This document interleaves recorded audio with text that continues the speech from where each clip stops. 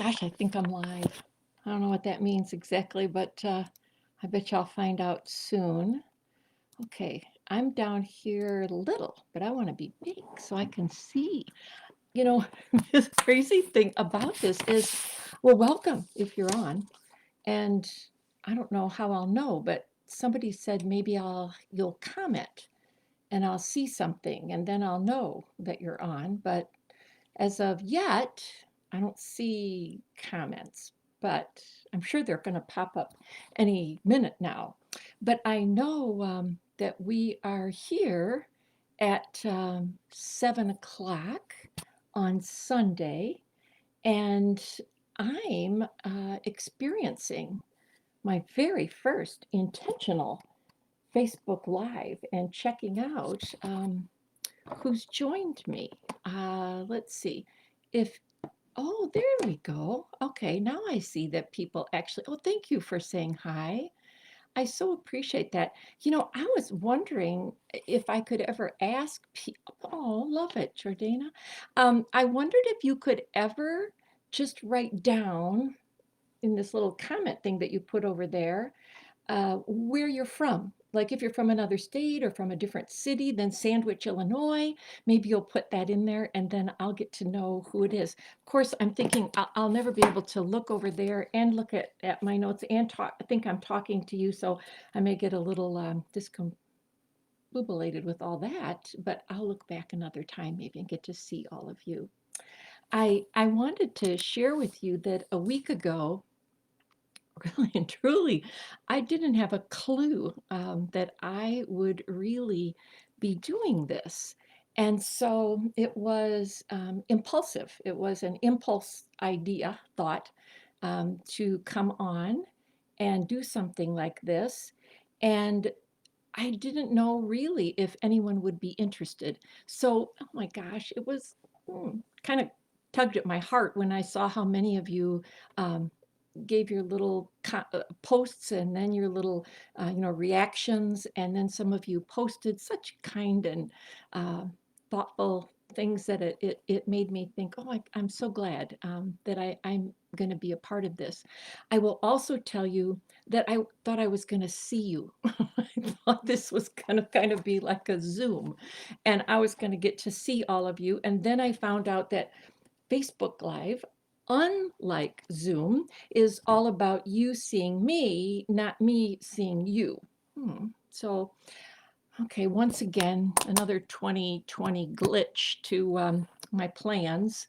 But I'm just going to go ahead and play with this concept of being able to kind of just touch base with you, kind of just be able to connect with you.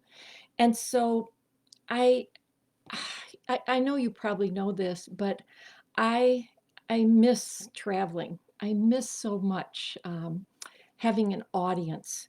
I miss going out to eat. Whenever I'd go somewhere, I'd always say, "Oh, let's find a place we have to go out to eat before or after." And I just always had great conversations. I loved that. And I really miss meeting new people, re-engaging with people I've met in my past. And that's why it gave me such a kick to see how many of you that had remember connecting with me at different times in my lifetime, in my career, and in all different places. I know some of you are connected with Mary Kay, some of you connected with Rise Up, some of you connected just geographically with other things that I've done in our community. And no, it was overwhelming. It really was. Oh yeah, and what I really miss is being able to dress up. You have to know that. I was with the grandkids the other day, and Avery said, "Grandma, you must really miss not being able to wear all those clothes in your closet." And I said, "Indeed, Avery, I am." And I got to get dressed up yesterday because we were doing our Christmas card pictures. Well, just today, oh my gosh, you can't see. I want you to see that I have this necklace on. Okay, I want you to at least, I know you can't even see the whole outfit. It's an awesome necklace. Look, I even wore my red boots so that you could see that I was totally dressed up. Not only from the waist up, but I was totally dressed up. But I miss that. But what I miss most, I think, is just making an impact by provoking people to think a new thought. So, first, again, I'm wondering who I'm sharing. So, oh gosh, I'm going to glance over there. Just, I can't do this through the rest of it, but just to get to see that you're writing down different places. And that's kind of fun to see from different places. Oh, different states as well.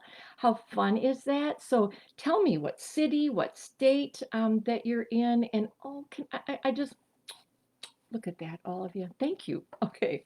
So, thank you. Thank you for I don't know. I just get to, I feel like you're surrounding me. I feel like you're my audience out there. I hope I'm making eye contact with you and that you're looking at me. And as I thought about this experience and not really being able to see, I thought, what will I share today? What should I talk about? And I remembered this fall because it was back in October and I accidentally started a Facebook Live when I thought I was taping myself. And I might have kept going public, seriously, but I noticed like over there was a comment from somebody in Brazil. And so I pushed stop. Okay, major mistake, I know. But besides that guy in Brazil, one of my cousins saw me and she sent me a message. She'd never heard me speak, just hardly knows a little bit about what I do. But she said she wished she could have heard the rest of the story. And so when cousin Jenny saw this post about tonight, she asked if she could share the invite with a friend. Now, I was flattered. So, Jenny, if you're listening, my topic choice is because of you. I'm going to return to that day's training that I almost shared publicly. And it's about the power of positive thinking and it's being a difference maker. Now, I hesitate to start out asking you to change because for most of you on this call, there's already been so much change in your lives. I'm going to ease in and talk gently about change because I know full well that that's what people have been doing for months. Pivoting, pivot. It's certainly the new catchword in business. In fact, one of my friends says that she's pivoted so much she's worn a hole in her carpet. However much you've personally pivoted, you probably agree that life as we know it's changed. And for those of you hanging on to the belief that we're going to go back to normal soon, it's not going to go back. And I don't think that's necessarily bad. See, people might say that they hate the way things are because they hate change, but that's not really true. What people don't like is uncertainty.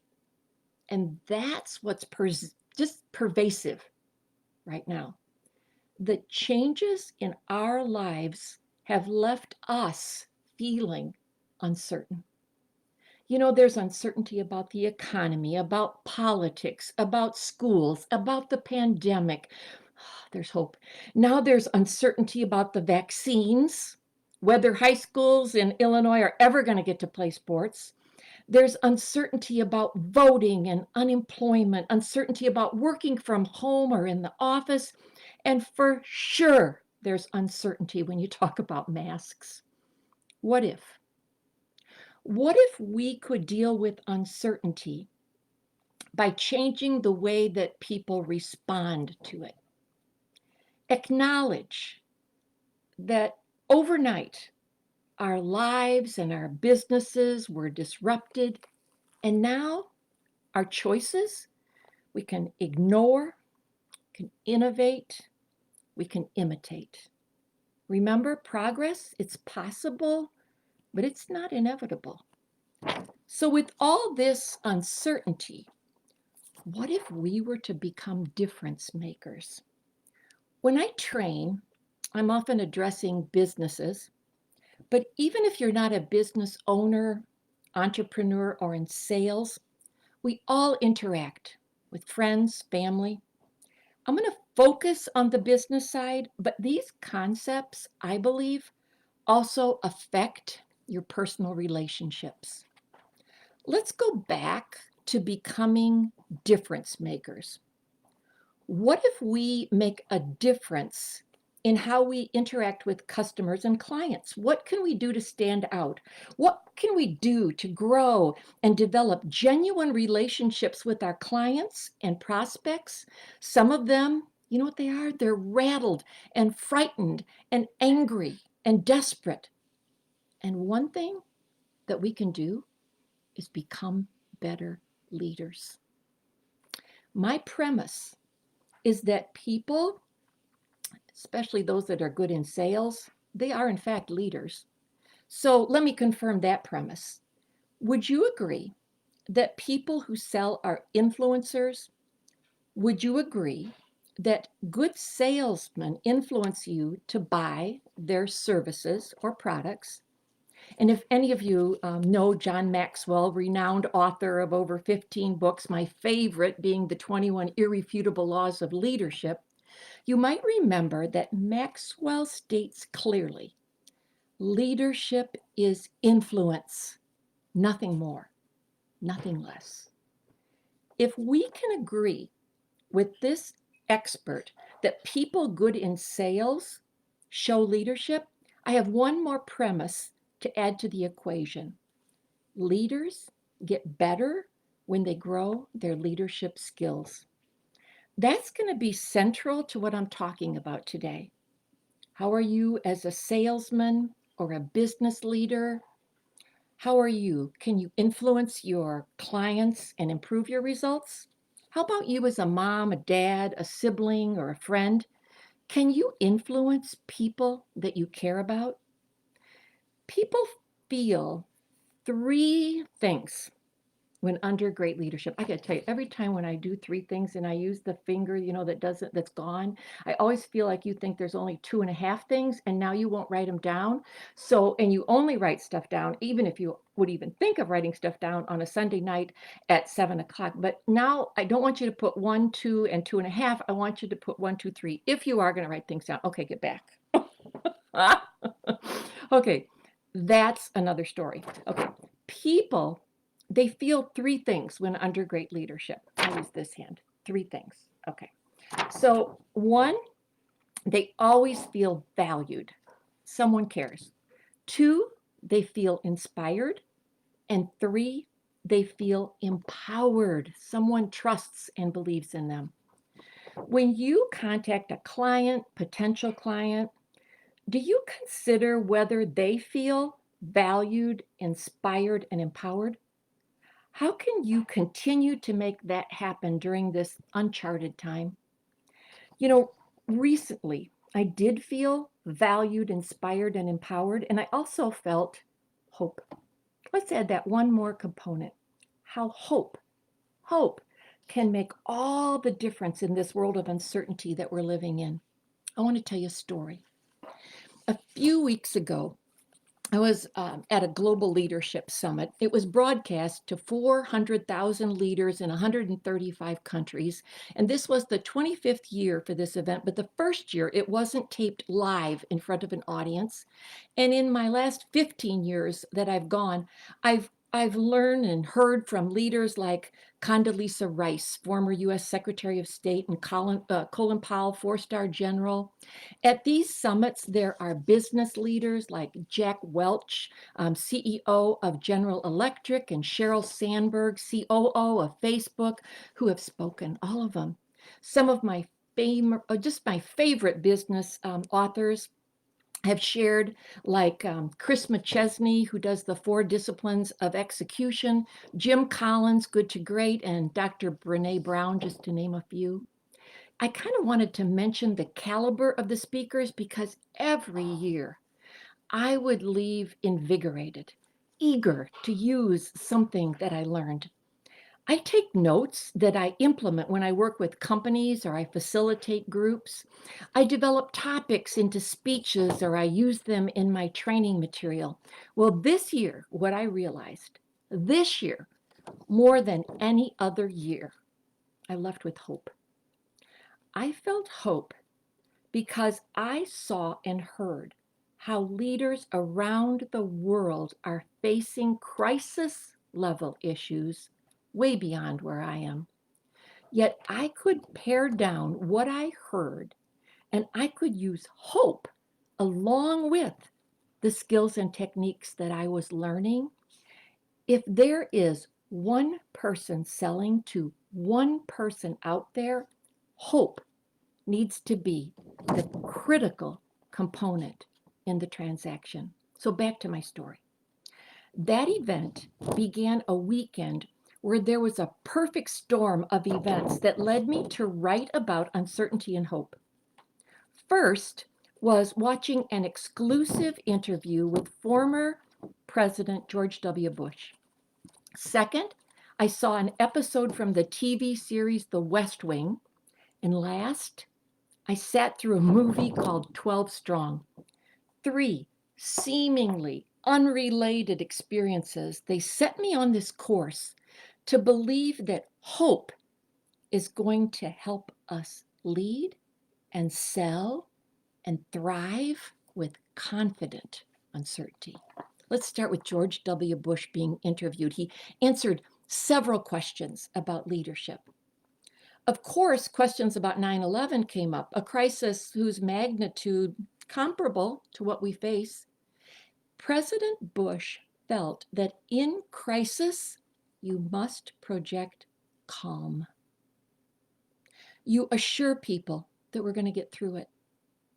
And you can do that because you create an environment of people whose advice that you can count on.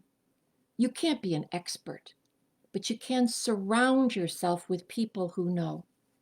When asked, how did you select people and get information that you trust? He said, you live your life like a bridge builder, someone who deals with creating alliances with people who have common values. You build your culture on principles, not on personalities or patronage. And after getting advice, you take your time to decide. You don't jump into decisions or comment. You think, what are the options? He continued, you don't show self-pity. Nobody wants to see that.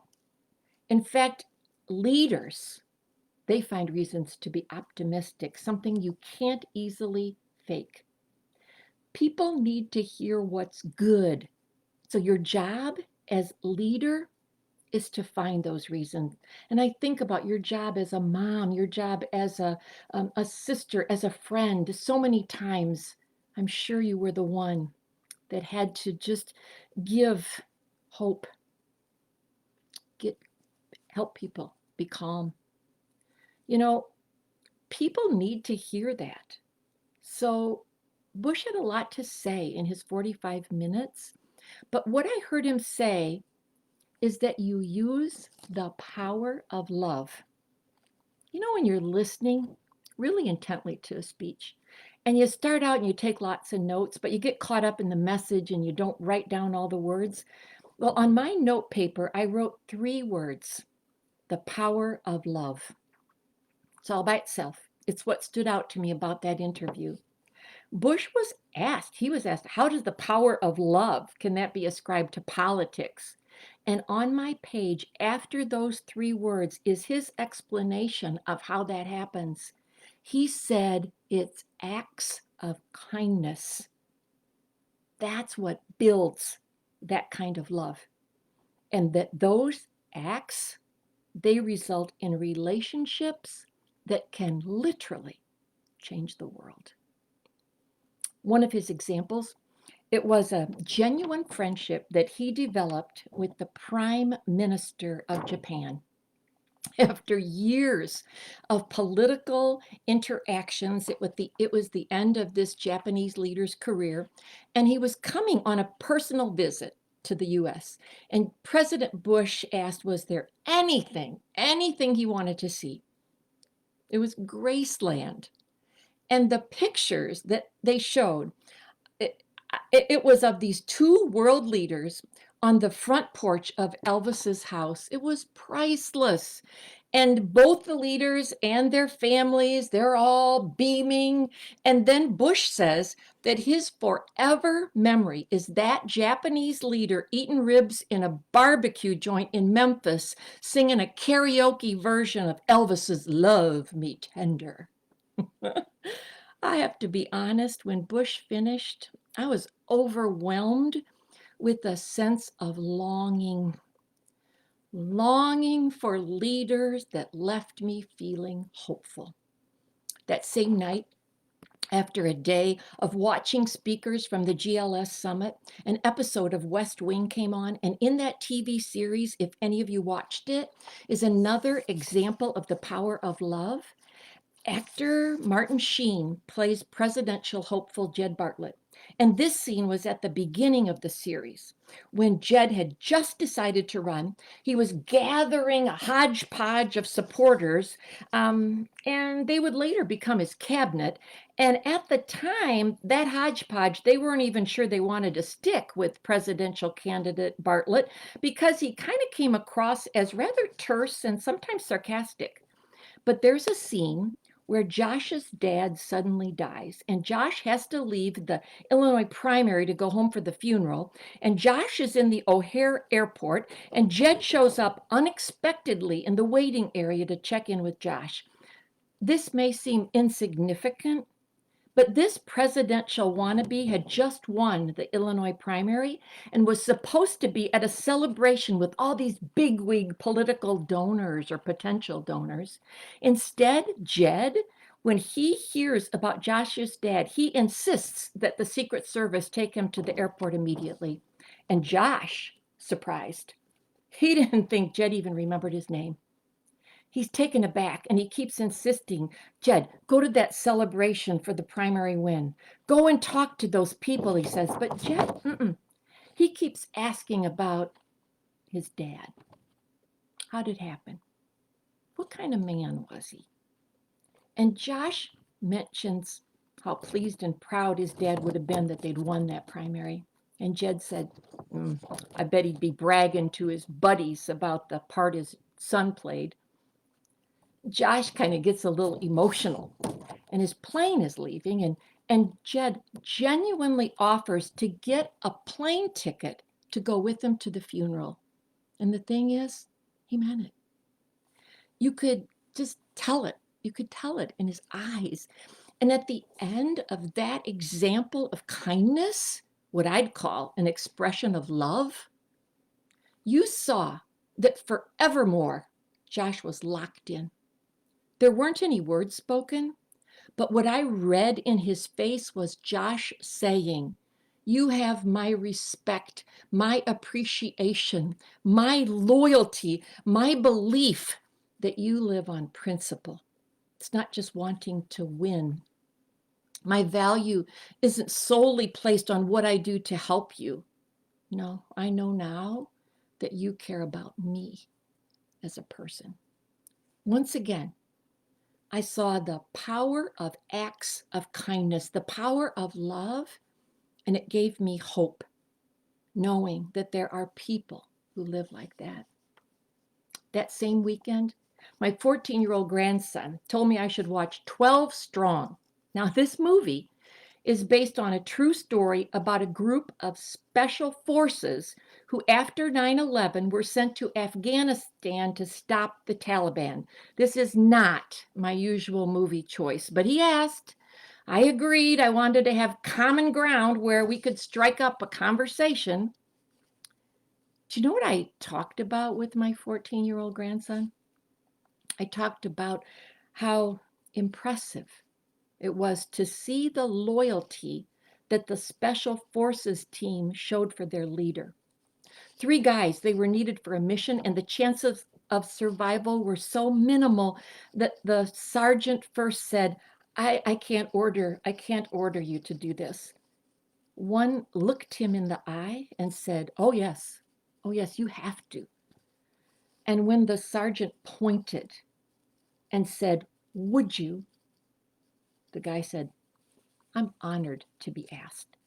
He turned to 2 other soldiers and said, I'd like you to. And that man answered, I was hoping you'd ask. The words were like honor and loyalty and respect and love. They all worked in that moment. I also learned in that movie that there's a difference between being a soldier and being a warrior. A very skeptical Afghanistan leader waited until the American sergeant proved himself, and then he nodded his approval, saying, and every great soldier beats the heart of a warrior. What I learned is that you become a warrior when you lead and you follow with your heart. These three seemingly unrelated stories showed me some leaders will make you think they are important. Great leaders, they make you think you are important. That's an important lesson for any 14-year-old, any business leader, any salesman, anybody. Wouldn't you agree? Some leaders make you think they are important. Great leaders, they make you think you are important. After my weekend storm of watching those three events, that's the lesson of hope that I felt. And I had this growing confidence to keep going forward, searching for ways that businessmen and women can convey the power of love using acts of kindness. You know, there are three ways. Three with this hand, not with this one. Okay. One, you show you have a heart to care. Two, you show a passion to inspire. And three, you show a willingness to empower. In 4 words, I notice you matter. Through the quarantine, I've been collecting examples of I notice you matter. You know, I recently talked to a young man in pharmaceutical sales who got creative during the virus. And he sells generators used during colonoscopies. And he'd started with this company in January. And when visits to hospitals shut down in March, he'd made only a handful of contacts with prospects. He'd sent a few emails and phone calls. And of course, most elective surgeries, they were canceled. There were no salesmen going in. And he sat at home like so many of us did. But work from home, that wasn't the business model for his career. And 4 weeks passed and he still hadn't been able to see anyone sell anything. So he got creative, as we all have, as we've pivoted, as we've gone virtual. He thought, remember, no one knew this. No one taught him. He thought, how could work from home work for him? And in April, he got his own Zoom account, tried new ideas. He did go virtual, like so many of you did. And all those individuals who pivoted immediately, it made all the difference. He figured that the GI labs, those gastrointestinal labs, they probably weren't that busy. He knew it was presumptuous to think staff he didn't know would come on a call, but he decided to invite people anyway. And it was late June when his boss saw equipment orders coming in, and none of the other reps, none of the other salesmen had new orders. And his boss called to ask, what's going on? He explained the tone of his calls. It was not to sell. They were totally geared to being sensitive to know that person and that department. What were they experiencing? He knew that one hospital had laid off 1,200 nurses.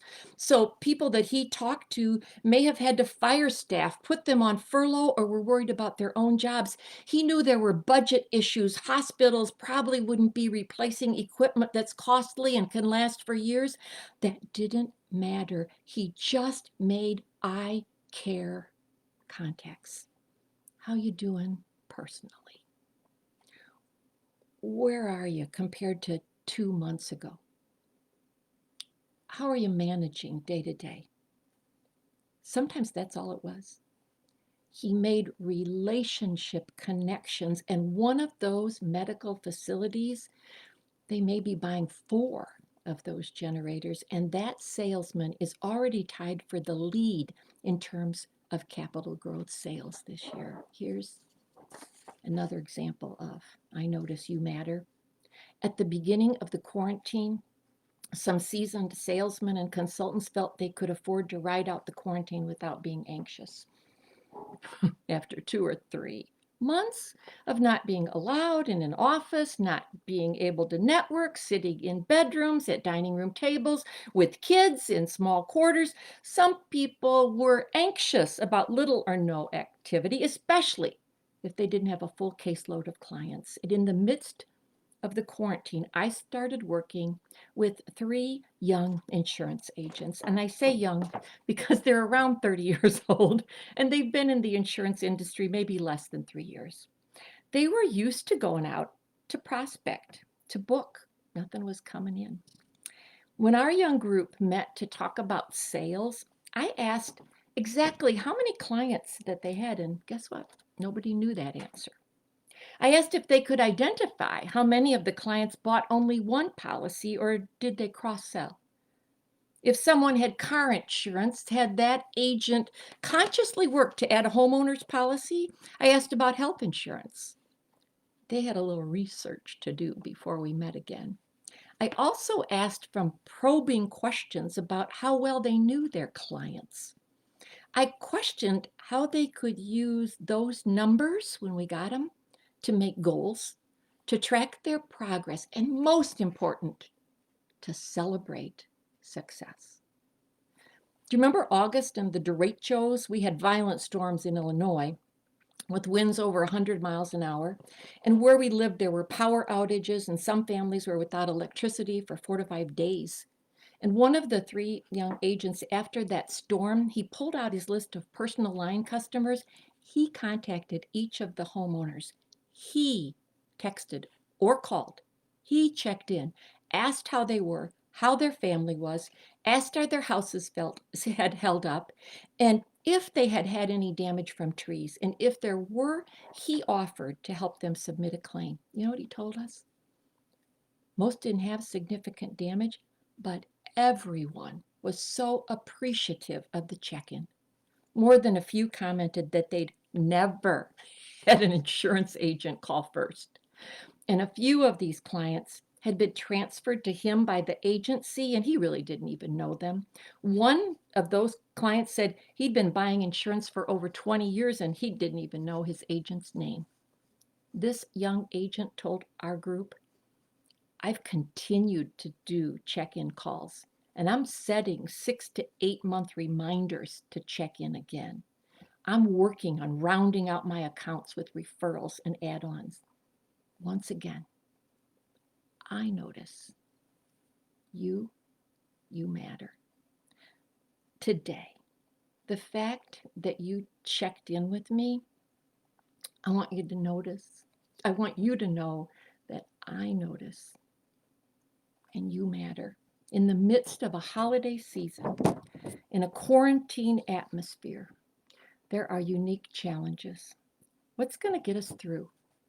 I think everybody has to do their part to give hope. They have to believe in the power of love and show it with acts of kindness, serving and sharing with no strings attached. You know, that's going to take courage to continue to listen to ideas and pivot where you need to, courage to be real and vulnerable and empathetic with your customers and your friends and your family, and admit that you don't know all the answers, and sometimes you're frustrated and you're discouraged and maybe even sometimes a little bit scared. It's going to take courage to say, I'm just going to try to make this the best rest of the year. And if it's hard, you just have to be honest and transparent and say, I'll try again. I know because you came on this call, that's who you are. You're my kind of people. People who, in the face of uncertainty, will be both courageous and hopeful. And so I'm going to ask you, if you haven't already, will you comment and tell me what state or town in Illinois you're from? And since I didn't get to see your face, will you choose a moment or a thought that touched you or provoked you, and will you share it with me in maybe the comments after I post this so that I can read them? See, I thrive on words of affirmation, and after putting myself out there this evening, I'd like to know what you think about this call. And I don't know whether you think maybe would you ever hop on a next Sunday night at 7 and maybe give it another try? Just I want to thank you so very much for listening and for being my audience tonight. Love you.